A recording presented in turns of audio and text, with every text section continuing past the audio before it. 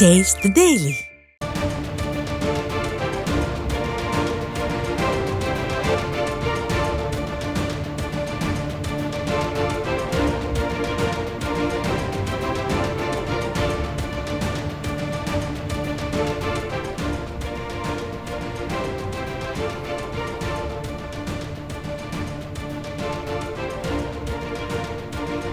அண்மை செய்தி.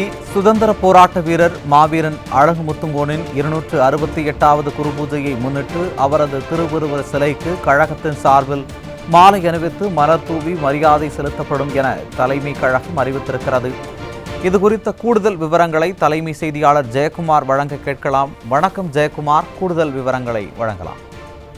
வணக்கம் அருண். சுதந்திர போராட்ட வீரர் மாவீரன் அழகு முத்துக்கோன் அவர்களுடைய 268வது குரு பூஜையை முன்னிட்டு அவரது திருவுருவ சிலைக்கு கழகத்தின் சார்பில் மாலை அணிவித்து மலர் தூவி மரியாதை செலுத்தப்படும் என்றும் 11/7/2025 வெள்ளிக்கிழமை அன்று நடைபெறும் என்று தலைமை கழகம் வெளியிட்டிருக்கக்கூடிய அந்த அறிவிப்பில் தெரிவிக்கப்பட்டிருக்கிறது.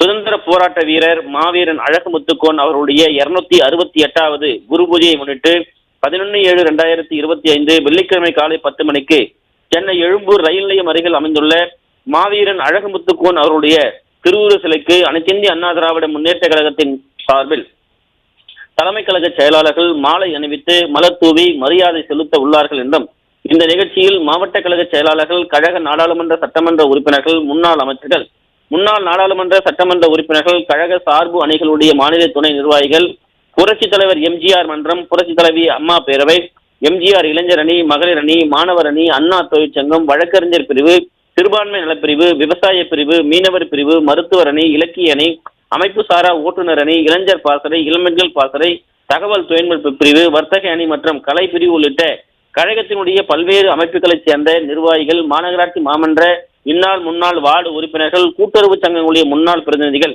கழக உடன்பிறப்புகள் பெருந்திரான அளவில் கலந்து கொள்ளுமாறு கேட்டுக்கொள்கிறோம் என்று அனைத்திந்திய அண்ணா திராவிட முன்னேற்ற கழகத்துடைய பொதுச் செயலாளரும் சட்டமன்ற எதிர்க்கட்சி தலைவரும் முன்னாள் முதலமைச்சருமான புரட்சித் தலைவர் எடப்பாடி கே பழனிசாமியுடைய ஒப்புதலோடு தலைமை கழகம் வெளியிட்டிருக்கக்கூடிய அந்த அறிவிப்பில் தெரிவிக்கப்பட்டிருப்பது குறிப்பிடத்தக்கது. விவரங்களை வழங்கியமைக்கு நன்றி ஜெயக்குமார்.